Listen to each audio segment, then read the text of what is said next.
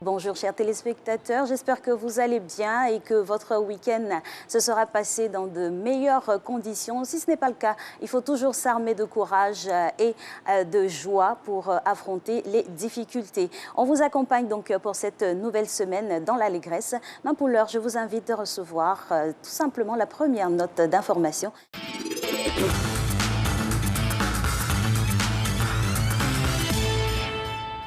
Eh oui, on le découvre en même temps. Bonjour, Monsieur Ekou. Bonjour Alice. Bienvenue. Merci beaucoup. Le réveil s'est passé tout doucement? Je commence à m'habituer. Ah oui. Alors, il y a Thierry qui va faire son entrée en même temps. Le temps qu'il arrive, on va démarrer notre sujet du jour, à savoir le focus sur le permis de conduire. Qu'est-ce que c'est déjà qu'un permis de conduire? Le permis de conduire, c'est l'autorisation administrative qu'on délivre à une personne pour lui permettre de circuler sur la voie publique.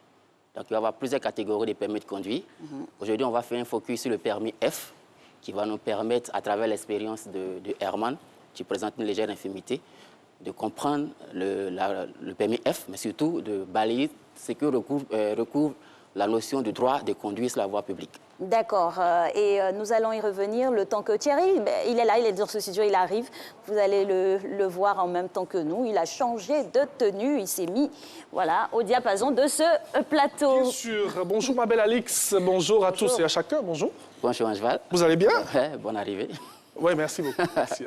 Alors, donc, on poursuit. Hein. Nous sommes avec Monsieur Ekou pour parler du focus sur le permis F. On a défini en amont qu'est-ce que c'est qu'un permis de conduire. On fait maintenant la lumière sur le permis F. Le permis F. Qu'est-il? Le permis F, c'est le permis qui est réservé aux handicapés. C'est en quelque sorte le permis B pour conduire un véhicule spécialement aménagé en fonction du handicap qu'on présente. La différence est difficile à percevoir. On verra qu'il y a des personnes qui présentent des infirmités, mais qui vont conduire avec un permis B. Et puis, il y a d'autres personnes pour lesquelles l'infirmité tellement prononcée va exiger qu'on modifie la voiture. Et dans ce cas-là, on va parler du permis F. C'est un permis B adapté aux infirmités. Alors, moi, déjà, je vous demande, on a parlé de modification de véhicules et tout. Qui s'en occupe véritablement? Si c'est celui qui a le permis, qui va acheter son véhicule, ou l'État a mis des dispositions en place pour ces personnes assez particulières? Pour vraiment utiliser son permis F, il y a plusieurs acteurs qui vont intervenir. L'État doit garantir le droit de conduire. Donc l'État va mettre en place la législation qu'il faut, va mettre en place le programme de formation qu'il faut, il va mettre en place les inspecteurs qui vont évaluer les capacités de conduite. Les auto-écoles vont jouer leur rôle, mais il revient beaucoup plus au conducteur, à l'usager lui-même, de prendre ses dispositions. Chaque handicap étant particulier, il va falloir qu'il modifie personnellement sa voiture et qu'il arrive à démontrer que les modifications lui permettent de circuler sur la voie publique en toute sécurité. Et donc, s'il ne le fait pas, il ne peut pas avoir son permis. Et tout à fait, avant même d'arriver, on va dire, à la modification ou au profil du véhicule type en fonction du handicap qui se présente, vous parliez tantôt de législation et nous avons planté le décor la semaine dernière en parlant de droit. La législation en vigueur dit quoi et qu'est-ce qui est fait réellement? Le droit de conduire est en quelque sorte un droit de l'homme. On ne peut pas le refuser. Donc, il faut juste présenter les aptitudes. Donc, la législation ivoirienne est claire et prévoit le permis F et prévoit la possibilité pour les handicapés qui peuvent conduire en toute sécurité sur la voie publique de conduire. Donc, notre législation est suffisamment en avance. Elle s'appuie aussi sur des conventions internationales qui reconnaissent le droit de conduire aux handicapés. Donc, je veux dire, en matière de législation, on est suffisamment avancé. Sauf que pour les handicapés, au-delà de la législation, il faut que les infrastructures routières soient plus ou moins conformes à la législation. Les commodités sont-elles mises en place? Donc, dans notre législation, on reconnaît le parking réservé aux handicapés. On reconnaît aussi les dispositions à prendre pour conduire quand on est handicapé. Moi, j'en ai vu des gens qui avaient un bras en moins, qui conduisent parfaitement. Il y avait des personnes aussi qui présentaient des infirmités prononcées, qui conduisaient parfaitement. On a des personnes qui présentent des handicaps légers et qui peuvent conduire. Donc, comme on voit ici dans l'élément là, on voit qu'il a mal aux pieds, mais il conduit une voiture, je vais dire, ordinaire. Et là, lui, il conduira avec un permis B. Parce que la voiture qu'il conduit n'a pas besoin de modifications particulières. Son handicap n'est pas un frein à la mise en œuvre de son droit de conduire. Donc, mais dans d'autres cas, le handicap va être tellement prononcé qu'il faut modifier la voiture. Et quand on modifie la voiture, il faut que... Attends, vous avez modifié la voiture, si vous arrivez en bordure de trottoir et que le trottoir est surélevé, oui. Vous ne pourrez pas toujours profiter de votre droit de conduire. Donc, alors, vous avez parlé de législation tout à l'heure, on parle de respect aussi de loi dans ce cas de figure. Qu'en est-il exactement sur le terrain, pour ne pas dire sur nos routes? Sur le terrain, c'est vrai qu'on ne rencontre pas beaucoup de handicapés, contrairement à d'autres pays de handicapés qui conduisent. Je veux dire qu'avec le permis, mais on va rencontrer beaucoup de handicapés sur la route. Moi, je vois plein de personnes qui conduisent d'autres véhicules qui ne sont pas des véhicules automobiles. Quand vous allez voir des handicapés dans leur fauteuil roulant sur la route, c'est des usagers de la route. Donc, ils vont être considérés comme des piétons. Mais on ne voit pas beaucoup de handicapés qui descendent d'une voiture aménagée, c'est vrai. Par contre, il existe des dispositions de façon pratique. Il y a des auto-écoles qui sont suffisamment outillées pour former.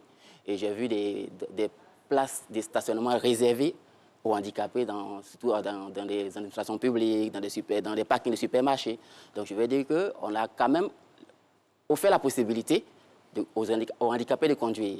Il faut peut-être prendre beaucoup plus de courage de leur part. C'est clair que les personnes vivant avec un handicap ont du courage, mais en même temps, pour revenir aux commodités, il faut quand même asseoir certaines dispositions. En la matière, la législation, elle dit quoi? Parce que vous parlez des supermarchés, c'est bien beau, mais dans d'autres administrations, qu'est-ce qui est fait? La législation va être difficile à unifier puisque chaque handicap a une spécificité. C'est-à-dire qu'on voit handicap... La question est traitée comment, de votre avis, de votre point de vue? Au niveau de l'administration? Oui. Je pense que l'administration en matière de conduite va avoir beaucoup de difficultés à unifier les positions parce qu'elle va reposer sur beaucoup plus d'expertise. Les médecins qui vont attester que vous pouvez conduire, les auto-écoles qui vont attester que la formation est suffisamment assimilable, et puis, bon, bien évidemment, au niveau de l'administration, de démontrer qu'elle a les moyens de mettre les infrastructures en place. J'ai vu dans l'émission de tout à l'heure qu'on a offert 5000 kits audio à des sourds. Oui, à des personnes malentendantes. Et donc, pour que cette personne malentendante puisse conduire, puisque la capacité cognitive, la capacité sensorielle fait partie des éléments qu'il faut maîtriser pour conduire, elle doit pouvoir s'assurer qu'elle entend.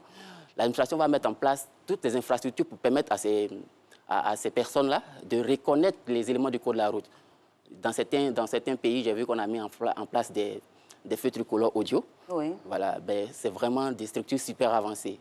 Je ne vais pas juger l'évolution de la législation par rapport à ces structures-là, mais je pense qu'on a suffisamment de moyens, de matières pour permettre à des handicapés de conduire si leur handicap passe le cap des examens du permis de conduire. Merci beaucoup, Merci beaucoup. À monsieur Epou. On se retrouvera avec grand plaisir la semaine prochaine.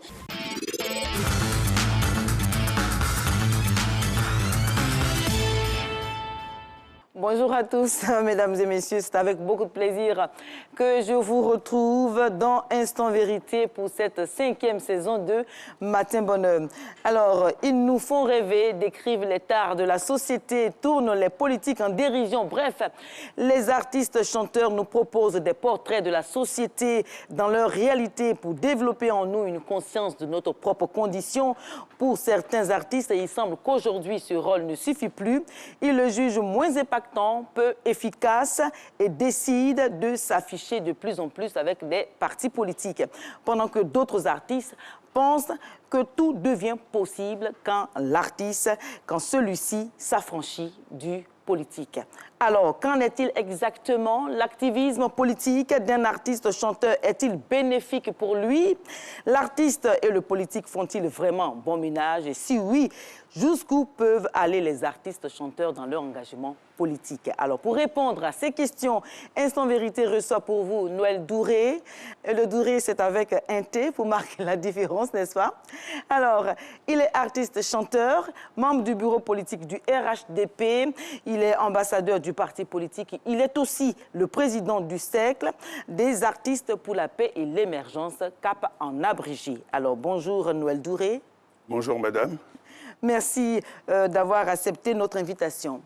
Alors, Noël Douré, vous êtes artiste-chanteur depuis 1983, mais avant, vous avez fait une carrière dans le cinéma de 1976 à 1981.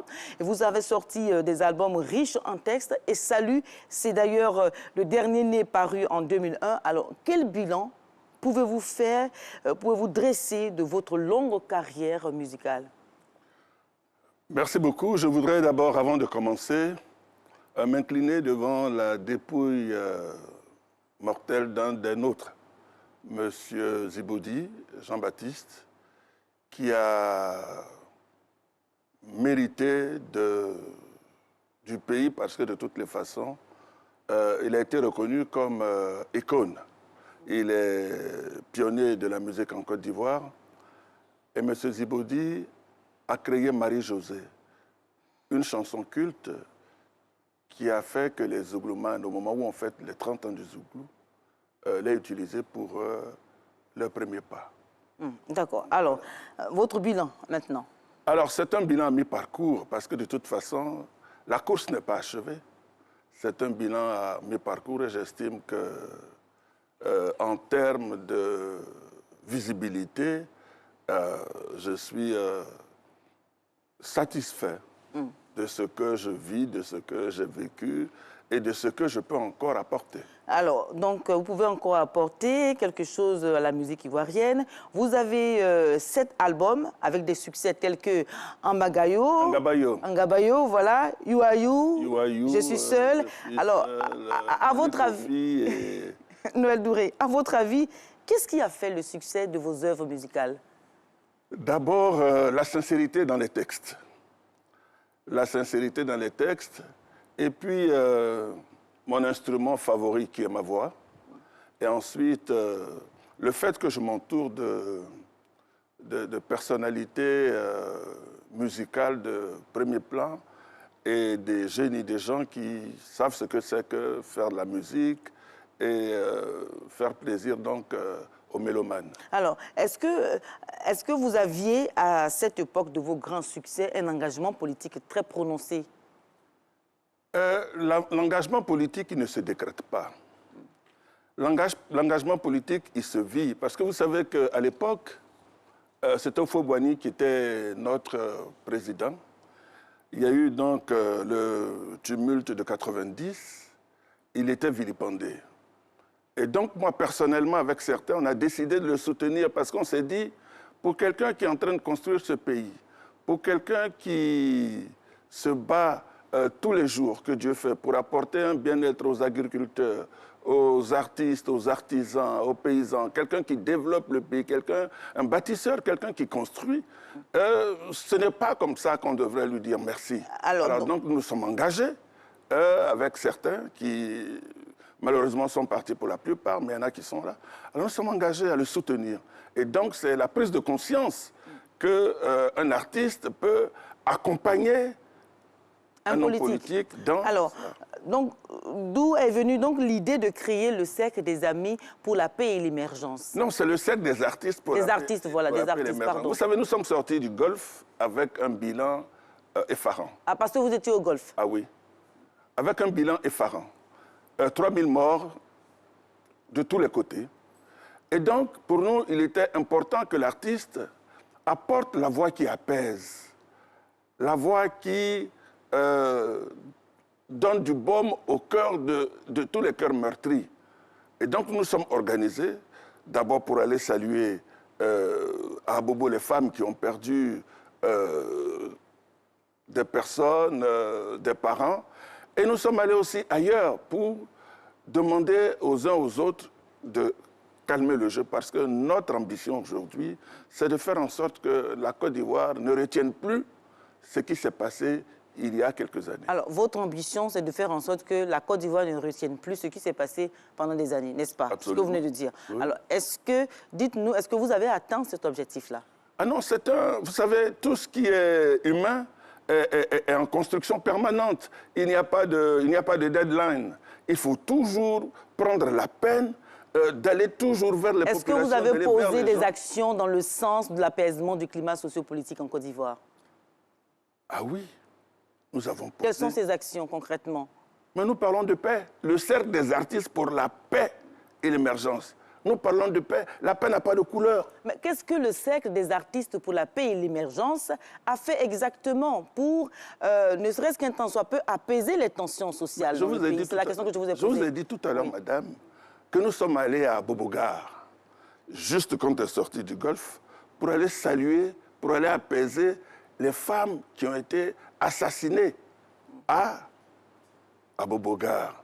Moi, je pense que se lever pour aller dire Yako, c'est un geste d'apaisement, mais c'est un geste de paix. Mais est-ce que c'est le seul geste que vous avez posé? Les femmes d'Abobo, il y a vraiment, vraiment longtemps, enfin, sans pour autant salir la mémoire de ces femmes, non. Alors, il y a vraiment longtemps. je vais vous dire, madame, oui. Nous avons un bilan qui est fait de faits que je ne retiens même pas. Ce que je sais, c'est que nous sommes dans une dynamique de paix pour apporter la parole qui apaise. C'est ça. Bien, vous avez dit, mon engagement politique peut emmener des militants à mon parti politique. Et votre parti politique, c'est le RHDP. Absolument. Vous avez dit tantôt que vous êtes ambassadeur du parti. Le RHDP, c'est le Rassemblement des ouvriers pour la paix et la démocratie. Alors, est-ce que cet engagement politique-là ne peut pas, au contraire, vous desservir dans le sens de voir plusieurs de vos fans vous retirer leur sympathie? Alors, je vais vous dire, l'art que je pratique est un art impersonnel.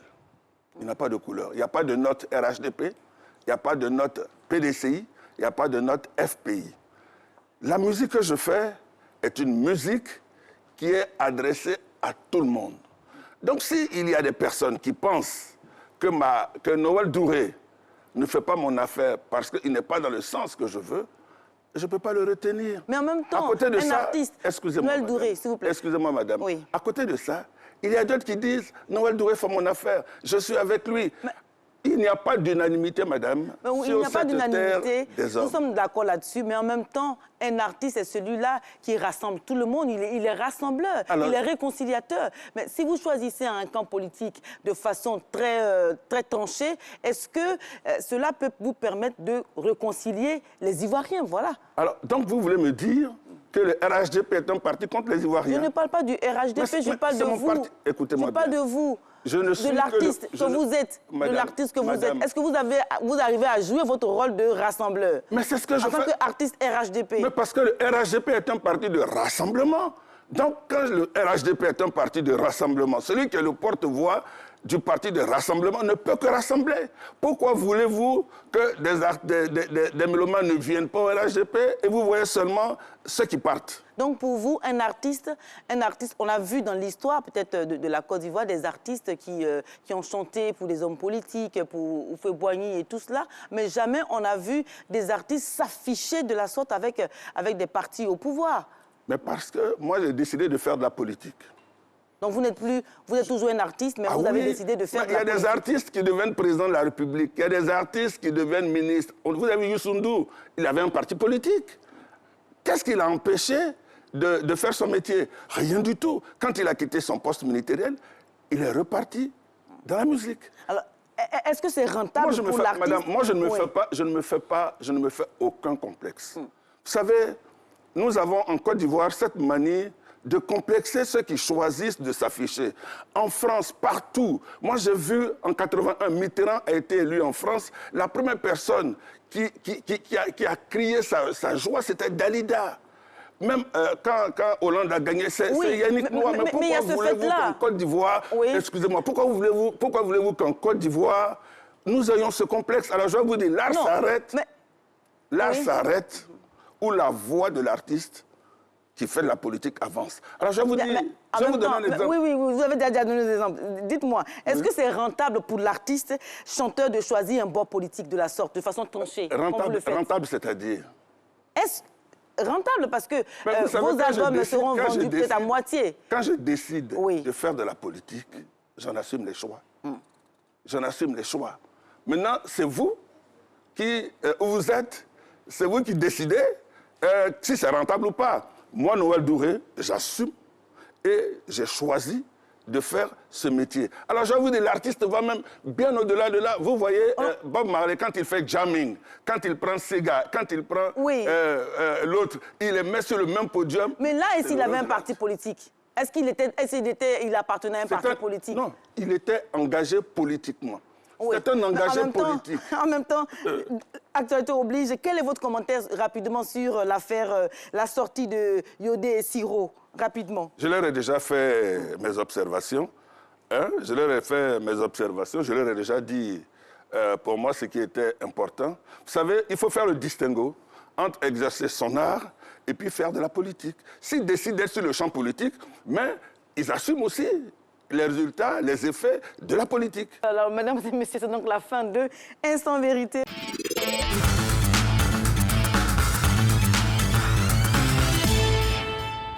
Et effectivement, vous introduit dans l'univers de la finance, mais plus encore vous doter d'arguments et d'informations utiles pour y jouer votre part et surtout prendre toute votre part de bénéfices. C'est là l'argumentaire de cette thématique investissement que nous avons initié pour cette saison en compagnie de l'expert en la matière, Monsieur Guy Abi-Nogues. Nous parlons de pourquoi investir, c'est le sujet qui nous occupe. Bonjour Monsieur Abi. Bonjour. Bienvenue. Bonjour, merci. C'est vrai que la question, elle est directe, mais on va la décortiquer tout doucement et déjà savoir qu'est-ce que c'est qu'investir. Alors, écoutez, investir, c'est réaliser une dépense immédiate avec pour objectif d'en tirer un effet positif quantifiable à long terme. C'est-à-dire, c'est avec pour effet, d'avoir un profit sur le long terme. Lorsque vous décidez de mettre de l'argent dans un investissement, lorsque vous rentrez dans un processus d'investissement, c'est pour évidemment donc en gagner en retour. Nous allons chercher à savoir dans cette émission aujourd'hui, est-ce que tout le monde doit investir? Est-ce que tout le monde peut déjà investir? Alors, je vous dirais tout de suite que tout le monde peut investir et tout le monde doit investir. Tout le monde peut investir, pourquoi?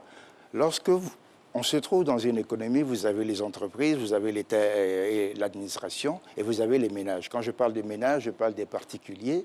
Je parle également, donc, à travers ces particuliers, on parle des cadres supérieurs, cadres moyens, on parle du technicien en bâtiment, on parle des ouvriers, on parle de la ménagère, on parle donc de tout le monde. Vous voyez, les entreprises, quand elles investissent, elles renouvellent par exemple leur matériel de production, elles réalisent de ce fait un investissement.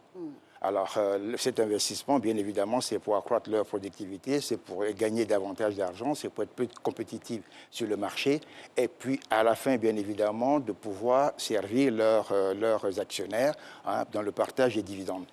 Quand l'État investit à travers ses administrations, l'État investit et le retour investit par exemple en biens d'équipement, le retour attendu par l'État, c'est quoi? C'est l'amélioration du bien-être de ces populations. C'est un gain donc positif pour l'État.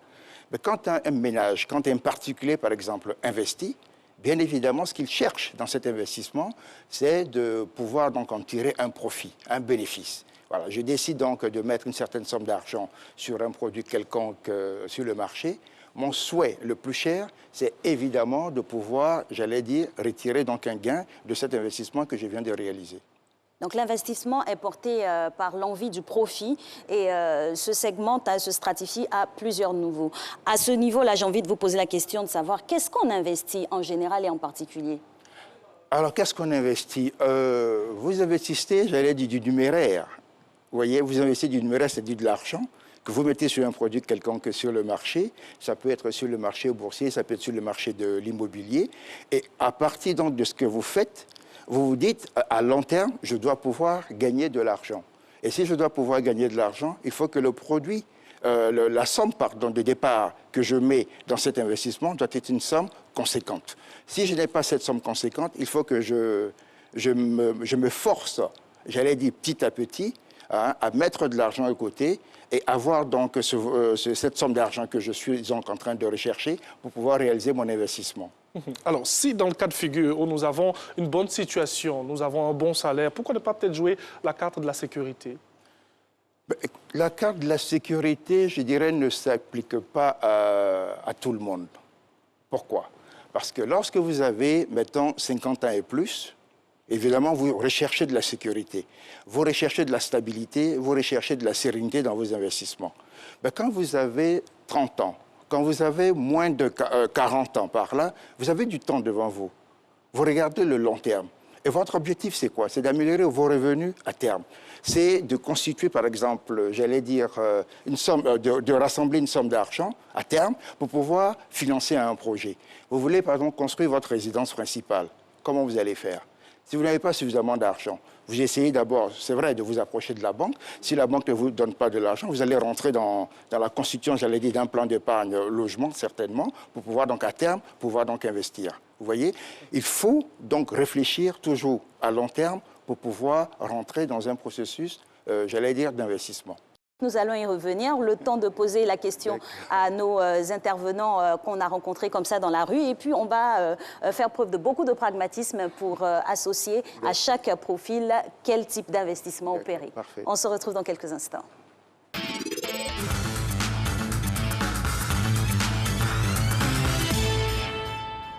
À mon avis, il faut avoir d'abord une idée de créativité, puisque aujourd'hui, si tu as assez d'argent sur toi, tu dis bon, comme j'ai l'argent, qu'est-ce que je dois faire pour que mon argent puisse avoir assez d'argent. Donc, il y a des personnes qui peuvent commencer sur Kengari, avoir un magasin de Kengari, vendre des pièces d'achat de moto, soit voiture, au fur et à mesure, un peu à l'avance. Il faut savoir sur quoi on veut se baser pour exercer l'activité.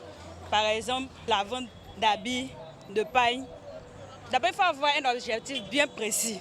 Moi, je voulais investir sur le domaine de véhicules, en fait, acheter pour revendre. Voilà, je me suis renseigné, ceux sont dans le domaine du transport. Voilà, ils m'ont dit que non, à 100%, il n'y a pas de problème, il n'y a pas de risque dedans, en fait, que ça allait marcher. D'essayer que ça va bien donner. C'est-à-dire si j'achète un véhicule au moins à 3 millions, je peux le vendre à 3,5 millions. C'est ce qui me motive, quoi. C'est pour ça que je me lancer dedans, pour avoir de l'argent. Voilà, on vient de voir et d'entendre toutes ces personnes, connaître l'activité, avoir un objectif, plusieurs activités citées dans cet élément. Monsieur Nogues, existe-t-il un investissement privilégié? Non, il n'existe pas d'investissement privilégié. Vous, quand vous décidez d'investir, c'est par rapport à vos choix personnels. Vous voyez, si moi je considère que l'immobilier est bon pour moi, ce serait donc mon investissement privilégié, ce qui peut ne pas être votre cas. Bien sûr. Moi, par exemple, je vous dis, ce qui m'intéresse aujourd'hui en matière d'investissement, ce sont les actions. Parce que les actions vous donnent des rendements à long terme qui sont vraiment très élevés. Et ça vous permet de fructifier votre capital de départ. Ça vous permet de réaliser une bonne plus-value. Vous voyez? Ce qui ne peut ne pas être le cas, par exemple, d'Alix. Alix peut me dire, écoutez, moi, ça ne m'intéresse pas tout ça. Vous voyez ce qui s'est passé dans ce reportage qui est très intéressant? Chacun a donné les raisons pour lesquelles il souhaiterait investir. Donc, vous voyez, les raisons sont multiples. On peut investir, par exemple, pour financer l'éducation des enfants. On peut investir pour préparer sa retraite. On peut investir pour protéger sa famille, la mettre à l'abri donc de l'argent à l'avenir. On peut investir pour se constituer un patrimoine. Lui, le dernier qui est passé, a dit qu'il veut investir notamment pour s'acheter un véhicule. Vous voyez? Donc, les raisons sont multiples. Il va falloir simplement que vous définissiez, vous arrêtez votre motif d'investissement dès le départ et par rapport à cela, vous mettez en place votre plan d'investissement. Alors, les raisons sont multiples, mais il y a des personnes comme ça qui investissent dans plusieurs domaines. Est-il bon d'investir dans tous les domaines? Si on a les moyens. Oui, si on a les moyens. Je souris parce que ce que vous dites, vous parlez en même temps du principe de la diversification. Oui. Vous voyez, si ces personnes-là le font, c'est parce qu'elles essaient de diversifier leur portefeuille d'investissement. Ce qui est d'ailleurs recommandé. Vous ne pouvez pas investir, mettre, comme on dit, tous les œufs dans le même panier. Si vous allez, par exemple, à la bourse, vous allez investir dans les actions, vous allez choisir donc les différents secteurs d'activité et vous allez investir dans ces différents secteurs d'activité. Vous allez choisir des obligations. Là aussi, vous allez choisir différents secteurs d'activité, y compris même l'État. Vous allez investir dans l'État, prêter de l'argent à l'État. Vous voyez? Donc, vous allez aussi constituer peut-être un patrimoine immobilier. Tout ça va être, comment dirais-je, va constituer votre portefeuille d'investissement. Vous voyez que vous êtes présent sur plusieurs classes d'actifs en même temps. Et c'est ce qui est recommandé et c'est ce qui est recommandable. Alors, avant qu'on ne parte pour l'élément qu'on a pu découvrir, là, j'étais plutôt intriguée et même interrogée quant à la question des différents profils des agents économiques. On va faire preuve de beaucoup de pragmatisme et puis prendre des exemples concrets et précis pour des personnes oscillant entre 25, 30, 40, 50 ans. Comment opérer son investissement et sur la base de quoi? Alors, quand vous parlez de profils, notamment les profils relatifs aux investisseurs, effectivement, il y a trois gros profils. Pour ce type d'individu, ce profil est un profil agressif ou un profil dynamique. Parce que là, ils sont prêts à prendre des risques sur le marché. Je vous ai dit, l'élément déclencheur, c'est toujours le long terme. L'élément déclencheur, c'est toujours le long terme. Alors, un agent économique qui a entre 20 et 30 ans, il a la vie devant lui. Vous voyez, il est prêt à prendre des risques beaucoup plus importants pour gagner beaucoup plus. Et qu'est-ce qu'il investit précisément? Avec quoi comme capital? Il va investir à partir de ses revenus.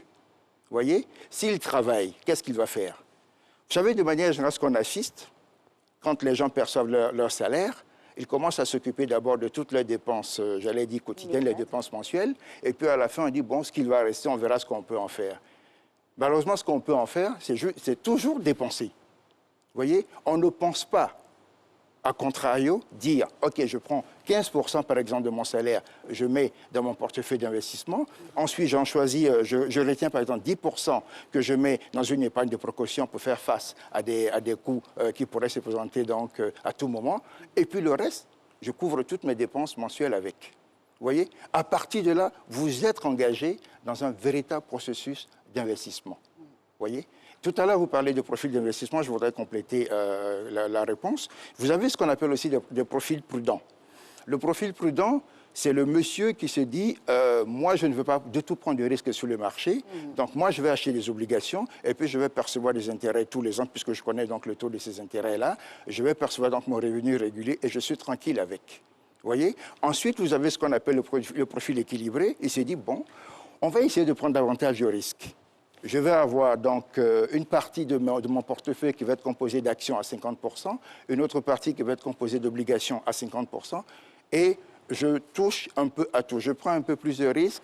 Entre-temps, je perçois quand même quelque chose de mes obligations, donc je me situe donc à l'équilibre du marché, sur une balance. Voilà les trois différents profils que nous avons sur le marché. Le profil prudent, le profil équilibré et puis le profil agressif relatif notamment à votre jeune agent économique. Merci beaucoup à vous, excellente journée. Et on va vous retrouver très bientôt. Alix, nous avons terminé pour aujourd'hui. C'est ça, c'est fini pour ce lundi. On se retrouvera demain donc avec la bonne humeur qui nous est dévolue. On vous souhaite de passer une agréable journée en compagnie des programmes de RTI. Belle journée à vous. Merci Alix, portez-vous bien.